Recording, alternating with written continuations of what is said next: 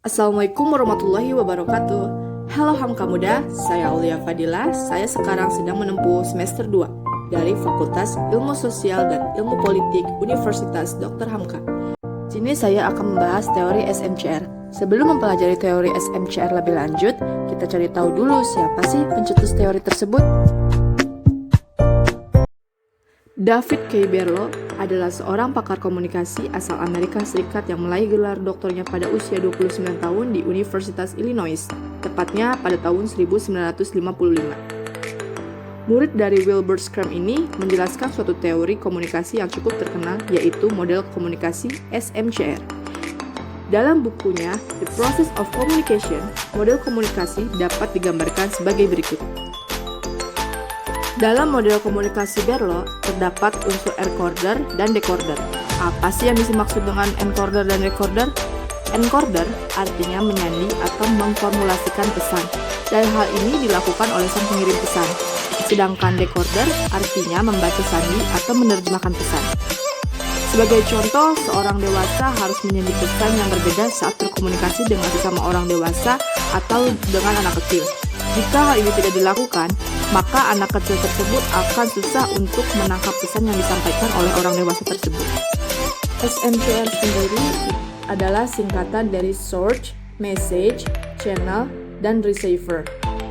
Source, sumber komunikasi atau pembicara. Komunikator dalam menyampaikan pesan dipengaruhi oleh beberapa faktor, di antaranya 1. Keahlian berkomunikasi. Kemampuan suatu individu untuk berkomunikasi seperti kemampuan membaca, menulis, berbicara, mendengarkan, dan lain-lain. Yang kedua adalah sikap, yaitu suatu sikap terhadap penonton atau pihak yang diajak berkomunikasi. Yang ketiga adalah pengetahuan, pemahaman tentang pesan atau topik yang ingin disampaikan. Yang keempat adalah sistem sosial, adalah hal yang berhubungan dengan elemen-elemen dalam masyarakat, seperti kepercayaan, perasaan, norma, peran, dan status. Yang terakhir atau yang kelima, yaitu budaya. Budaya merupakan bagian dari sistem sosial. Message, pesan atau apa yang dikirimkan. Pesan yang disampaikan oleh komunikator memiliki unsur-unsur di bawah ini. 1. Isi adalah muatan pesan atau kadar pesan yang disampaikan. Yang kedua adalah elemen, yaitu suatu pesan dapat terdiri dari bahasa verbal dan nonverbal. Yang ketiga adalah perlakuan, yaitu seorang komunikator harus mengemas pesan sebaik mungkin sehingga mudah diterima oleh komunikan. Yang keempat adalah struktur, ialah susunan pesan atau alur pesan dari pembuka hingga penutup. Yang kelima, kode, ialah bahasa yang digunakan dalam penyampaian pesan.